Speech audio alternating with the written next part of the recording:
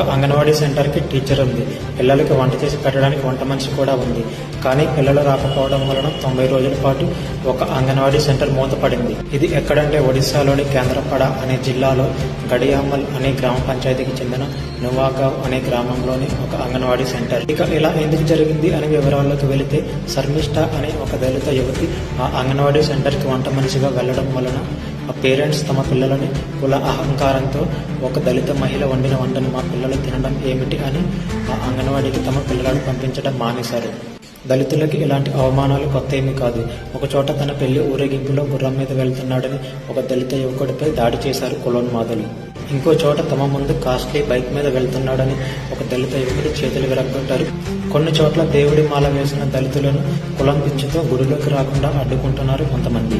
నేను ఇంకా కులం పేరుతో పరువు అనే ముసుగు వేసుకుని చేసే హత్యల గురించి మాట్లాడడం లేదు. వాటి కోసం మాట్లాడితే కొన్ని వందల సంఘటనలు ఉన్నాయి. ఈ రోజుల్లో కులం ఎక్కడుంది? ఒకవేళ కులం ఉన్నా గడప లోపలే కులం, గడప దాటితే మనమంతా ఫలానా మత బంధువులం అనే వాళ్ళందరూ ఇలాంటి సంఘటనలను తీవ్రంగా ఖండించాలి. వాళ్ళు మాత్రమే నిజమైన బంధువులు అవుతారు.